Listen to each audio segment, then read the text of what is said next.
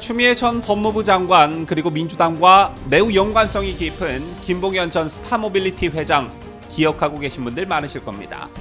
당시는 라임 사태 초기로 주로 민주당 인사들이 로비 대상으로 거론됐던 시기였는데 김봉현 씨 입장문 공개 이후 민주당은 검찰 게이트라며 반격에 나섰고 이에 당시 추미애 장관은 검찰총장이었던 윤석열 대통령의 수사지휘권을 박탈하고 감찰을 지시하기도 했습니다.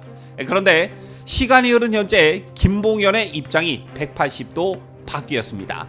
라임펀드 사건 핵심 인물로 징역 30년을 확정받고 복역 중인 김봉현 전 스타모빌리티 회장의 옥중 편지가 어제 공개됐는데요.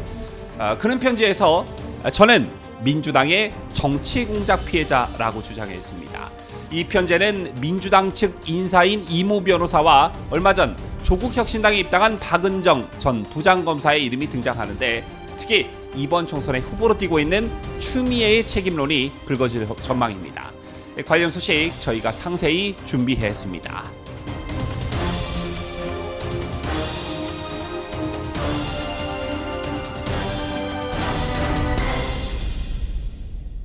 시청자 여러분 안녕하십니까? 뉴스데일리 베스트 민앵커입니다. 한때 정치권을 떠들썩하게 했던 사건 여러분께서도 기억하고 계실 겁니다. 극히 예외적으로만 발동됐던 검찰총장에 대한 수사지휘권 박탈. 당시 추미애 법무부 장관과 윤석열 검찰총장 간 갈등이 세간의 관심을 받았는데 그 저변엔 라임 사건의 주범인 김봉현 전 스타모빌리티 회장의 폭로가 있었습니다. 1조 6천억 원대 피해가 발생한 라임 자산운용 사태의 주범으로 구속된 김봉현 전 스타모빌리티 회장은 여당뿐 아니라 야당 정치인에게도 당시 여당은 더불어민주당, 야당은 국민의힘이었는데요. 야당 정치인에게도 금품 로비를 했고 현직 검사 여러 명에게 접대를 했다 이렇게 폭로했습니다. 제2의 강기정 전 대통령 정무 수석비서관의 금품 수수 의혹이 제기되면서 궁지에 몰렸던 여당은 고위공직자 범죄수사처의 수사 1호감이라며 윤석열 검찰총장을 겨냥한 정치 공세에 나섰고 여기에 더해 추미애는 라임 사건에 대해 윤 총장이 수사 지휘를 하지 말고 서울 남부지검 수사팀이 독립적으로 수사한 뒤에 그 결과만 윤 총장에게 보고하라며 수사 지휘권을 발동했습니다.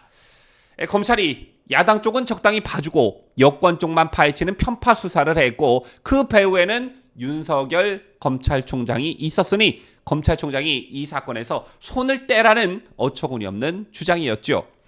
그 당시 어떤 비판이 제기되느냐. 극히 예외적으로만 발동되는 수사지휘권을 남용하는 것도 문제지만 이런 식의 수사지휘권 발동이라면 법무부 장관의 인사권 대상자인 서울 남부지검 지휘부나 수사팀이 집권 여당이나 청와대 쪽 로비 의혹 수사를 엄정하게 수사할 수 있겠느냐라는 거였습니다. 그리고 보다 본질적으로 사실 여부가 확인되지도 않은 범죄자의 폭로를 놓고 그래도 명색인 법무부 장관이 저렇게 방방방방 뛰는 게 어딘가 모르게 참 부자연스러워 보인다. 추미애가 범죄자의 폭로만 놓고 참 오버한다. 이런 비판이 제기됐었는데요. 그런데 시간이 지난 현재 김봉현 전 회장의 입장이 180도 바뀌었습니다. 라임펀드 사건 핵심 인물로 징역 30년을 확정받고 복역 중인 김봉현 전 스타모빌리티 회장의 옥중 편지가 어제 공개됐는데 이 편지의 핵심은 저 김봉현은 민주당의 정치공작 피해자라는 것이었습니다. 먼저 김 씨가 변호인을 통해 공개한 A4 용지 11장 분량의 자필 편지를 보면 핵심 인물 두 사람이 등장합니다.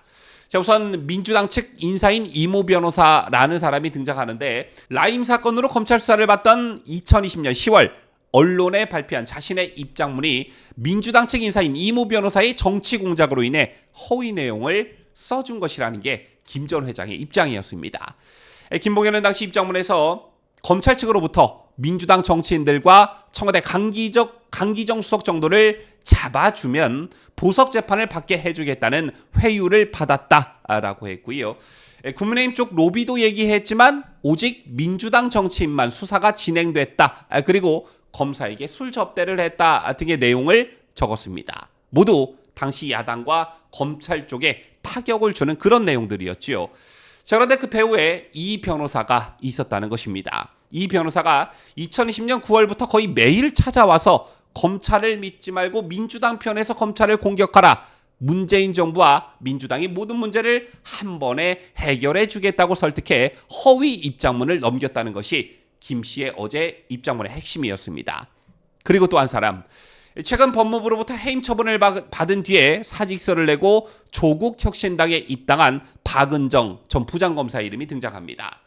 김봉현 씨는 당시 입장문 공개 당일 법무부 감찰 담당관이었던 박은정 전 부장검사가 찾아와서 당신은 대한민국 검찰개혁의 1등 공신이라고 말을 했고 자신의 감찰 내용을 추미애 당시 법무부 장관에게 직통으로 보고했다고 말했다는 것입니다. 민주당과 추미애 라인 검사들의 전방위적인 압박이 있었구나를 짐작해 하는 대목인데, 이 밖에도 김 씨는 민주당 측에 협조한 대가로 자신의 보석 석방을 위한 청탁성 입법이 추진됐다고도 했습니다.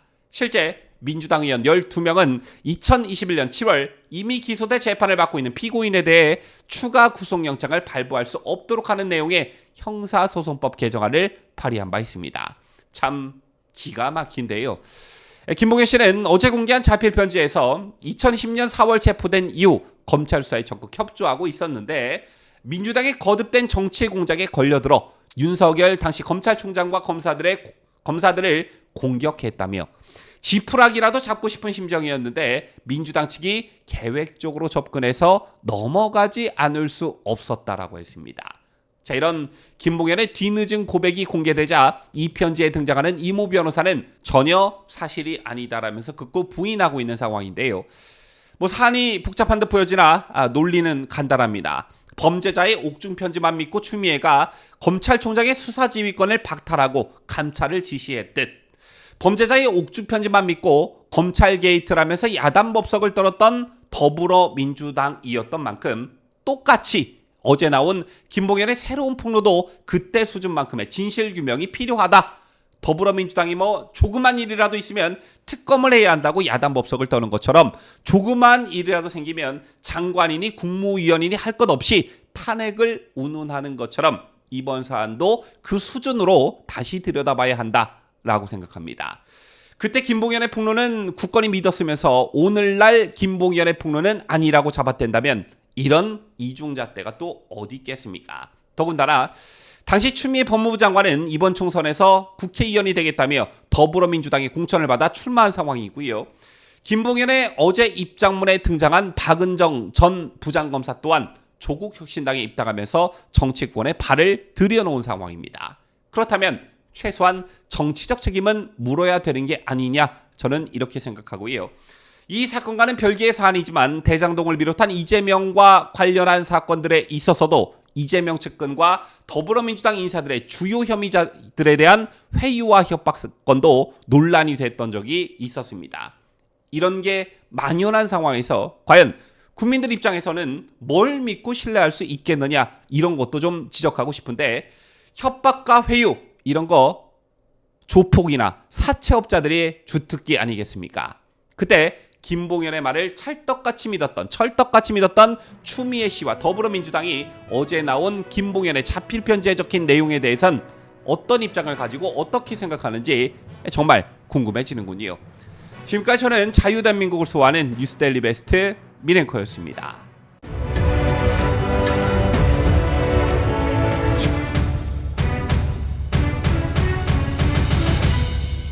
함께해요. 뉴스데일리 베스트.